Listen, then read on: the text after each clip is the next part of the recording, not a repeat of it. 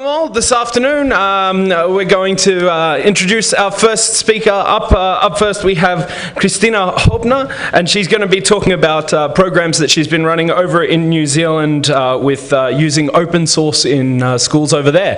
Please welcome her warmly.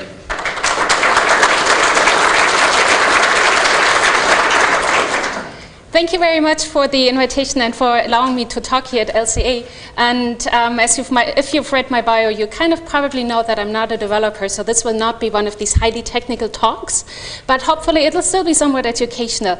If you were looking for Pia, she'll be actually presenting tomorrow because of a time conflict. So if you had printed out your program earlier on in the week, please make sure kind of to come back tomorrow at the same time for her talk. But what I'm going to talk to you about today is using open source with over 1,100 schools in New Zealand. And since I wrote the presentation abstract, we've actually registered another about 60 on the platform. And what we are actually using is Mahara, and I'm talking about myportfolio.school.nz, which is a national e-portfolio service supported by the Ministry of Education just over the Tasman. And the nice thing about it is it is one platform for all schools. New Zealand has about 2,500 schools, so we already have almost half of them registered and using the site. And the schools can register for free. And in contrast to a learning management system that is usually installed by schools individually, the nice thing about having a national e-portfolio service is that the schools can all connect to it. They don't have to worry about getting a login transferred or transferring their portfolio when they move from one school to another, but they can, the students and also teachers can stay on the same platform throughout their entire school career. And that, of course, makes it easier to keeping artifacts, because if you've heard of portfolios, they are kind of always looked at in the lifelong process. So you kind of are supposed to start your portfolio and keep it then for a long time and add to it or take things out and change them. And we are using Mahara, which is then one of the few open source e-portfolio systems around. It's been in existence since 2006. It was developed initially for tertiary education in New Zealand, but soon thereafter, schools also discovered it and thought, well, that would be really nice to use. So first high schools started using it, and then middle schools or intermediate schools, and now also primary schools using it. And Catalyst IT has been the lead development company for Mahara since the beginning in 2006, and we continue to be the lead developers, but there are also developers around the world supporting the software. And Catalyst, besides Kinnear Pacific, is also one of the support companies for my portfolio, so I'll go into the support model more in a little bit. But kind of what do you actually do on an e-portfolio platform? Well, this is an image that the students can see when they, once they log into the site. And what they do is usually collect content or upload so-called artifacts, so anything that they've been used for learning, that assignments they've done or projects they've created, they've done sometimes also with others. They can also directly reflect in the portfolio in a journal, in the new terminology oftentimes called blogs if you're not on an e-portfolio software. And that way they can build up their portfolio. They can put all these artifacts that they collect or also embed from other parties, from other social media services or Vimeo, YouTube, and so on, into their e-portfolio and then show off everything in context. Whereas if they just had a YouTube channel and then went off to Prezi and so on, they would always have to show a link to their teachers, whereas in an e-portfolio like Mahara, they can put everything onto a page, and so the teacher who looks at the e-portfolio for giving feedback can then look at everything in context. And what they can also do on top of that, because we realized that just having an e-portfolio for individual users is not really that useful, because nowadays we do a lot of things in collaboration and need the input from others and also socially construct our knowledge together. That's why there's also collaboration tools available. Students can form groups, teachers can set up groups in which they then discuss any topics that they want, and can also build group portfolios and share files with each other. So myportfolio.school.nz began in 2008, and at the starting line there were a few schools who were interested in it. Usually it was a few teachers who tried the software out, and that was it. So over the next 2 years until about 2010, it trundled along really slowly, and we had about 200, 250 schools registered on the site, but there wasn't really much interaction going on. The schools were using it for their classes, for giving feedback to students on projects, for sometimes also having appraisal portfolios for their teachers, but we as support company, for example, didn't really know what was going on because we weren't really involved.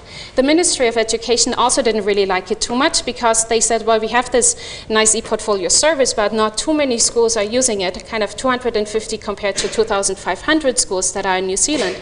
And therefore, the Managed Learning Environment Group, who was the primary owner of the e-portfolio, decided to also have so-called taster sessions created. These are 2-hour sessions for teachers held in a region. One school usually organizes them, and then an external facilitator comes in and teaches the 2-hour sessions to teachers from this area. So it's not just professional development for teachers from one school, but for teachers from many schools, usually in about up to 20 teachers in one session. And these taster sessions really helped to take off my portfolio, because within the span of a very short year, we've had many, many more registrations. And on top of that, we also made some other changes that I'm going into in a little while. Then in 2012, we also had the chance to implement more features, newer features, things that the schools wanted. And so from there, a really nice platform developed for the schools, and where the schools also participate. So why am I actually talking here at LCA? Because clearly it's not an e-portfolio conference. What I really want to focus on in the next minutes is actually to show you how we are also trying to use some open source principles, because Catalyst IT is an open source software development company, and so we strongly believe in open source and use it with our clients and also with the communities that we work in. And so of course we also wanted to see how we can implement something similar then on a platform that we are also supporting. And so looking at and because open source is kind of has a lot to do, at least for me, with community, then let's look at that for a little bit. So in the sense of the Oxford English Dictionary, community means the condition of sharing or having certain attitudes and interests in common. What my portfolio has in common is currently 1,211 institutions, of which there are about 1,170 schools. The remaining ones are either support organizations, sometimes also institutions that want to trial it. We have a few kindergartens on it. And then also departments of education from universities in New Zealand, because they say that we are training the teachers for working in schools, and so they should also be in on the platform that the schools use, so that they get introduced to the concept of using e-portfolios with their students, and also keep their e-portfolio already while at university. And after that, they don't have to transfer it over to the school edition. There's also myportfolio.ac.nz, which is for the tertiary institutions in New Zealand, and that has a similar model to .school. It's just funded by the universities and other tertiaries. So within this multi-tenanted institution of 1,211, if you just get an account registered and you want to see what you can do, you can already have access to altogether 3,744 pages as of yesterday. Today it's already slightly more. And altogether there are almost there are a little over 230,000 portfolio pages created by students, teachers. These can also be templates, these can be group pages and collections, so anything that the students want and teachers want to show off. But once you're registered, you have access already to a big pool of pages that you can look at and either get inspirations for your own work or give feedback on, or use even as templates with students or students amongst themselves. I was talking about the collaborative aspect, and on my portfolio we actually leave it open to the students to create groups. So we don't shut it down like in a learning management system, where it's usually only 1 or 2 people who are allowed to create class spaces so that then the teacher can have assignments in there and share resources. On my portfolio we leave it wide open. So altogether we have over 8,200 groups. Of those, there are over 3,000 that are entirely open. So once I have a login, I can join any of these over 3,000 groups. These are oftentimes student groups, and one of the bigger groups is I Love Ice Cream. I don't really do a lot in there, except sometimes talk about the ice cream flavors or what's going on, but really it is just more of the Facebook-style group where people just come together for a cause and then it kind of goes away. Then there are over 1,100 so-called controlled groups. That is usually when a teacher wants to use a group for class purposes, so especially for assessment. And then we have another type, the approved groups, over 4,000, and that just means that the person who set up the group controls who is being let in. So we have multitude of purposes also of these groups, sometimes student-led for various recreational purposes, extracurricular purposes, but also for classroom work, for projects, and most of the groups are then also set up by teachers to work individually with their students. Just to give you a brief glimpse of the 5 biggest groups on my portfolio, there we just have the number of members in yellow and in blue the number of forum posts. And as you can already see, that varies quite a bit. My portfolio discussions and administrators, these are the groups that we set up, and they have the biggest, or at least biggest numbers of members, and my portfolio discussions has the largest or biggest number of contributions in terms of forums, and you'll see in about 2 minutes probably why that is the case. There are other groups on it that don't really discuss a lot. Some of them are just there to gather members and maybe to contact each other, whereas also Ketchley 2011, that is a school group, so they were able to just contact their students immediately. And the Heikaka no e-community is pretty much also there so that the resources can be shared immediately just with that one group, but there are also many subgroups for that e-community of principals who work together. Now let's take a closer look at the biggest group that we have in there, my portfolio discussions. That is a group that we set up in February 2011, because we weren't really happy with the support model that had been in existence up to then. As you might recall, from 2008 up to 2010 was kind of slow flowing. Schools were doing their own thing. Not really too much was going on where we knew what the teachers and students were doing on it. And so the support model until then was primarily send us an email or give us a call if you have questions, and we email you back the answer. At that time, Catalyst wasn't really so much involved in the support except for hosting and keeping the software up to date. But when we got more involved also in the taster sessions, we thought, well, that's not really something that works too well and something that also scales, because, I mean, you can only give so much support. Currently, we have over 45,000 active members in the community altogether. And so if everybody just calls up, that'll be quite a number of phone calls to wield. And oftentimes, as you might know yourself from open source communities, users have the same questions. So why not actually set up forums and engage users in there so that they can help each other out? And so we went from this one-on-one communication to the one-to-many and many-to-one, and having set up forums so that we could actually answer questions directly in the platform and primarily teachers are in this group. And so we got all sorts of questions like, how can I upload a video? How can I do X, Y, Z? How does this work? And so in the beginning, especially when it was technical questions or how to use something on the platform, it was us responding. But already after a very short time, teachers started answering questions themselves. So we were using the forum for support purposes, and also not just support from a company to kind of customer-client relationship, but really more in a community sense. And teachers really started using it and also asked a lot of questions and then also helped each other out. A second point then, of course, comes in that this is more of a give and take within the community, because the teachers know more and know better how they're using the software within their classrooms. Sure, we can give them best practice examples and let them know what others do in general, because the software is used around the world. But how is it actually being used in a New Zealand classroom? That's only what the New Zealand teachers can answer. And so we have some very active teachers from intermediate schools who have been using it from very early on, and they support other teachers there, make pages available that they've created, and then at another point, the same teacher might learn from somebody else who has had a new idea of how to use the software. And so it is a constant giving and taking amongst the community. And so just some of the beginnings of forum sentences that we get very frequently. Does anyone have a video? Does anyone have a template?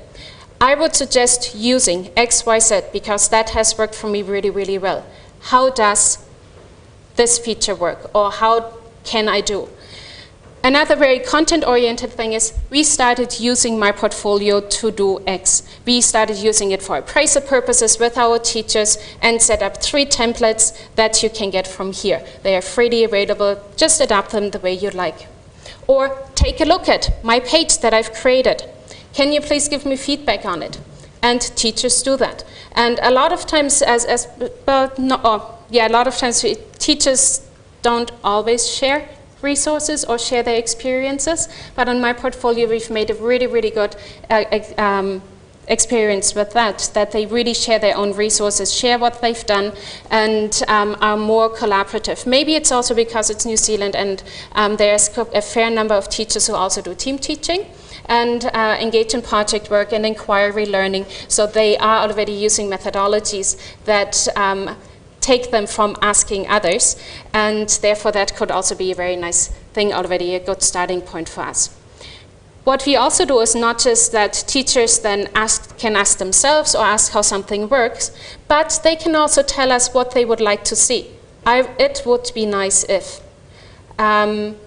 And that is something where we also have a wish list forum so that teachers can actually let us know what they'd like to have. That then goes into review, and if the ministry decides to implement new features, then these opinions will be taken into consideration, coming straight from the community. So we are not just looking at the wider Mahara community and what features others have suggested or would like to see, but we really look at our local users. In the same sense as I would suggest, some even more strong, I would strongly recommend using XYZ for that. Or I have shared a page here, take it and see what you want to do with it. One really nice example was that a teacher set up a page just for writing down reflections and experiences that students gained while on a field trip, just using different heads. And that's been widely shared around My Portfolio, and really many use it. And so she's just made it available. One teacher created it, many can benefit from it, and then they have their students copy these pages as well. So altogether, in that community, everybody learns from everyone. Because the teachers learn technical details from us, we learn how our users are actually engaging with the software, teachers learn from each other, and also students learn how to use the software, and sometimes also students ask questions, and then teachers also learn from these questions. Just to give you an impression of the frequency of forum posts in that group alone, these ones are the slightly over 2,000 ones, and the average is 3.4 forum discussions or forum posts per day, compared to 2008 to 2010 to almost 0. There was the My Portfolio Administrator Forum, but that is not really heavily used. And so here we have consistently throughout the year 3.4 posts on average per day. But of course, as you can see from the dip, that's the school holidays. So sometimes, of course, nothing comes through, and at other times we have 30 or slightly fewer posts per day and a really active community.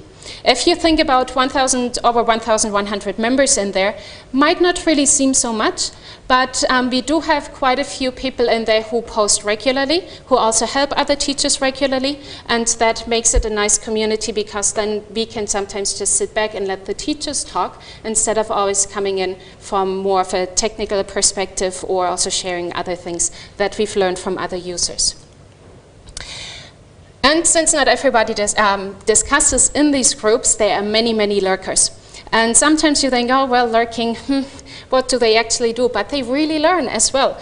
And sometimes at conferences, I'm told, well, this forum is really nice because even though I don't feel comfortable posting yet, or I'd rather send an email, I learn so much from the answers that are given to what other people ask. Because these teachers might also have the exact same question, just don't think they want to post. And even though we make it a very friendly community, still there are some people who just don't feel comfortable posting a question just in a group where there are so many people involved and can see the answer, especially when they're also colleagues. So altogether, everyone on my portfolio shapes the community, and especially those who participate in the discussion group, who ask questions, who answer questions, who report bugs, who ask for new features, have great ideas of what they'd like to do on it, what they are already doing on it, and also when they participate in our surveys, when we ask which of these features that you've listed you'd like to have, which do you rank highest, then they also shape the software that way and can make direct decisions on what might go into a future rendition of it. So everybody in the platform grows together because we all learned from each other, and my portfolio wasn't or isn't now what it used to be about just 5 years ago. And that is largely due to the community, and which has grown particularly since the end of 2010. And I'm really, really happy to be involved there because that gives me the great opportunity to always see what users are doing and what questions they have for the software itself. And we are in the fortunate position that most of the features that we implement on my portfolio can actually go back to core Mahara. So we are not just creating customizations, but everybody else can also benefit from it. So now I'd like to show you just what a day in the life of my portfolio looks like, but because a day can be quite long, and though we still have about 15 minutes left, I don't want to show you everything. So I just cut it down to the first 10 minutes of each hour, and all together is crunched up in 1.5 minutes. With a little commentary by myself.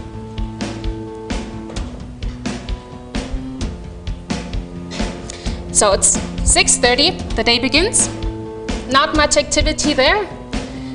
7 o'clock, 8 o'clock, it's picking up a little bit.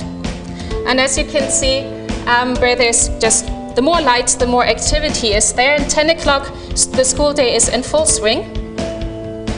11 o'clock, still kind of about the same.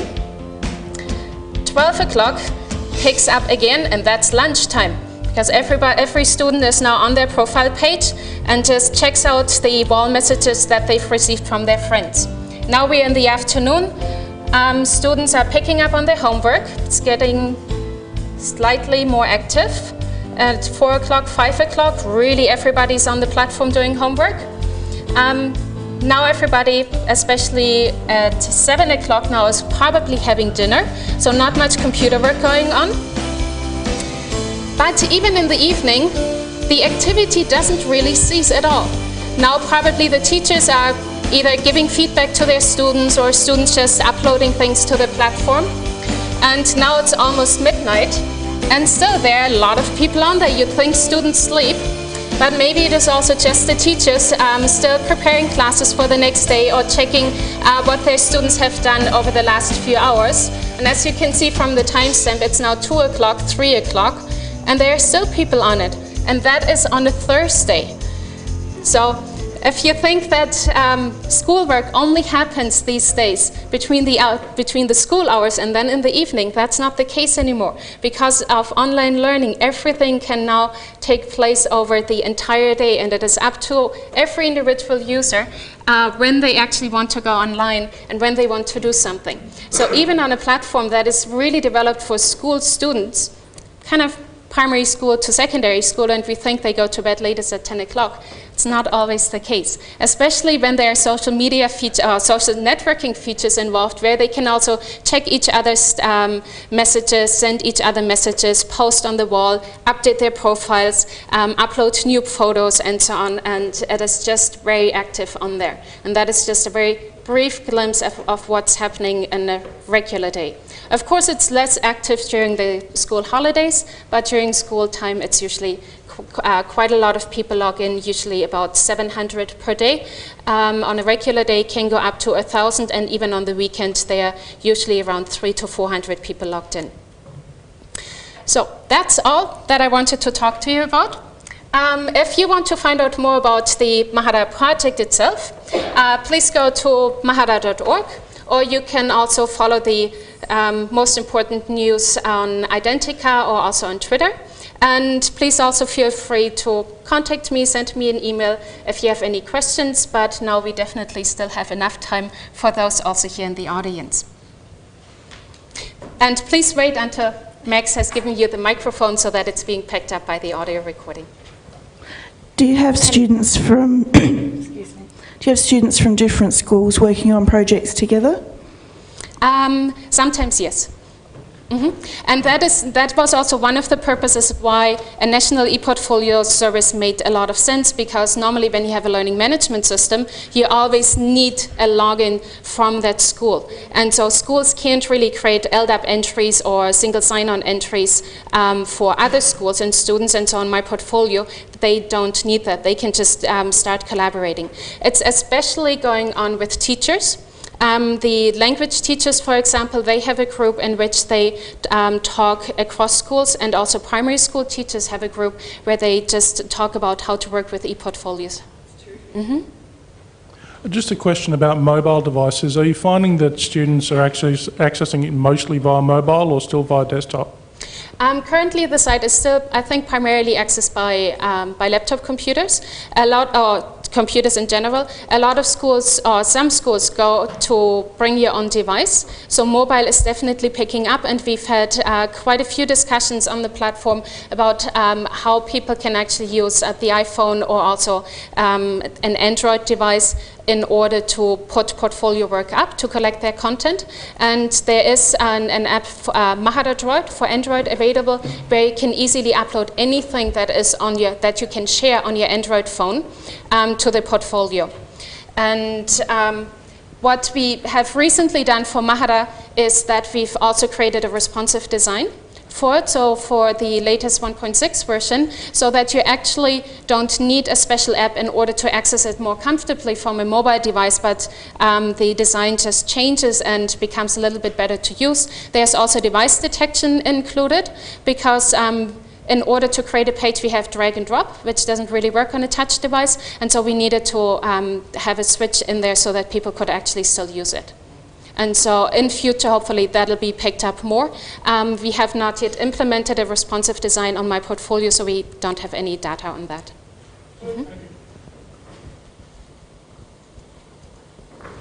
What's the other side?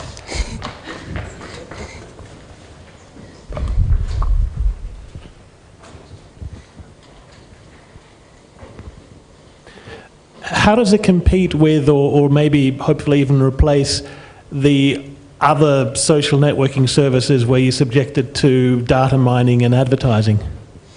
Currently, I think it wouldn't really work, because we do not have so many social networking features included. So for example, we don't have a live stream and don't have any games or so that you can play, and events calendar and things like that, but that can definitely be developed in the future.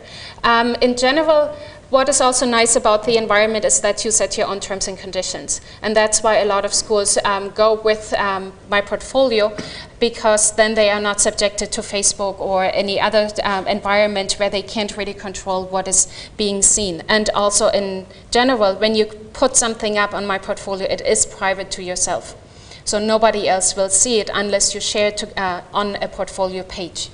And even if you have a friend on the environment, that doesn't mean that this friend can see everything. But you still need to share it with a particular person or within particular institutions. So friends have a different connotation here. But the primary focus is currently still on the ePortfolio side of things, but there are also inquiries of including a chat system or making more networking features available, so that it goes more into the direction of what ELK already does, but where ELK kind of lacks some of the ePortfolio features.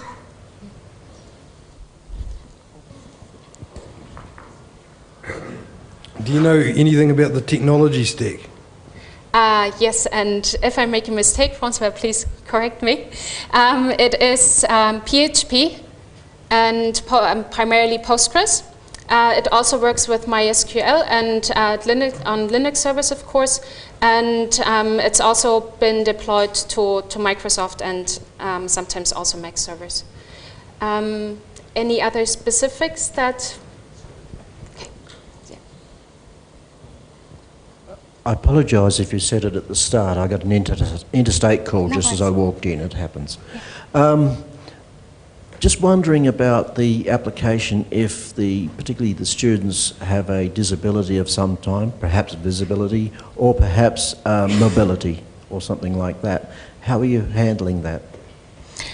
We have not yet come across any of these questions on my portfolio, but we've had inquiries in general for Mahara. And what we are working on improving the accessibility for the site, and in the way that when we get inquiries about it, or when somebody lets us know that one particular page is not accessible, that it then can be improved. But so far, we have not had too many inquiries. There has been a report here in Australia for one of our clients, of which Mahara was a part. And so a few high-level things were pointed out that the developers are now also gradually working on improving.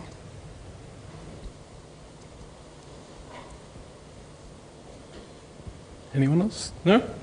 Well, if there's no more questions, please give Christina a big round of applause.